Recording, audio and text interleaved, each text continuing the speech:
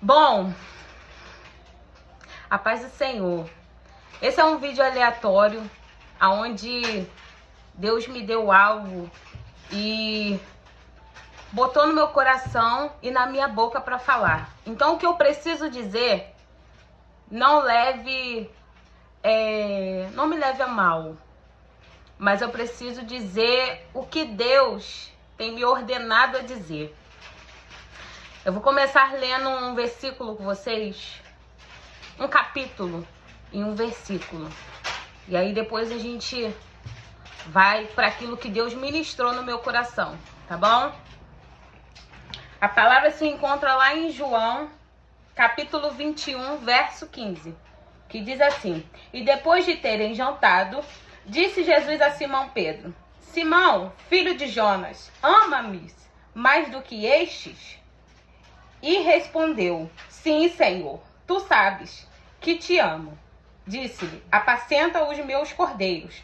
Tornou a dizer-lhe segunda vez: Simão, filho de Jonas, ama-me?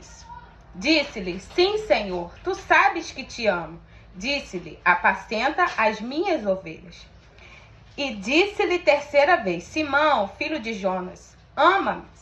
Simão entristeceu-se por lhe ter dito terceira vez: ama-me.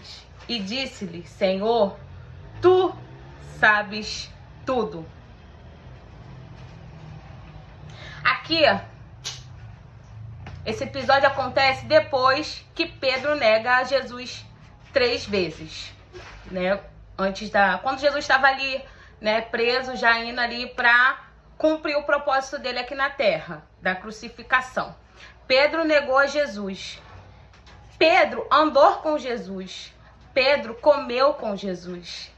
Pedro aprendeu sobre o Pai através de Jesus. Pedro negou a Jesus. Mas isso aqui que aconteceu foi um confronto direto. Para o quê? Para que Pedro lembrasse do propósito que Deus tinha com ele. Isso aí, filha. Pedro estava sendo lembrado. Pedro não podia fugir do propósito. Pedro não podia fugir do investimento que Jesus fez com ele. Jesus investiu em Pedro. E hoje eu te digo, Jesus investiu em você. E ele não vai abrir mão de você.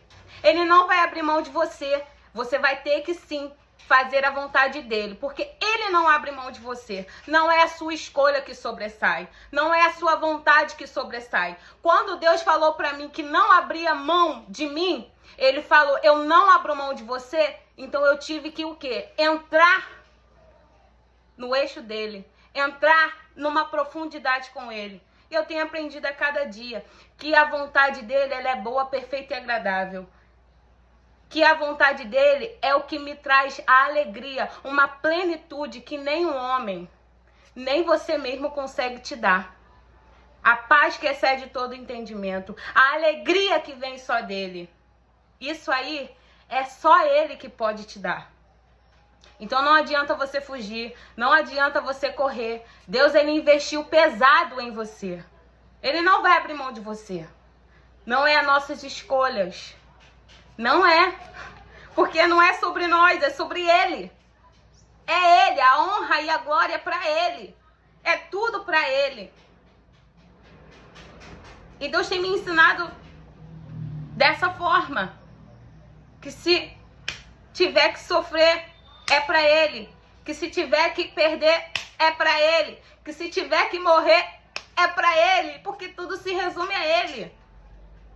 Quando fazemos, presta bem atenção, quando a gente faz a escolha de servir a Cristo, você tá abrindo mão, tá entendendo? Você tá abrindo mão de tudo que você acredita ser bom para sua vida. Essa é a verdade. O servir a Cristo é você deixar a sua vontade para fazer a vontade dele. Ontem eu ouvi algo muito interessante aqui numa live. Né? Foi a live da Suzana. Eu amo ouvir os devocionais ali com ela, eu aprendo muito. Deus tem falado muito, sabe? Através da vida dessa mulher. E ontem ela falou algo muito interessante. Ela falou que em uma das sessões dela, porque ela é psicóloga, eu acho que é psicóloga, um paciente dela falou assim: ô Suzana, eu entendi qual é o meu propósito de vida e qual é o propósito do inimigo. Qual é o propósito do inimigo? O propósito do inimigo não é que eu faça mais a vontade dele.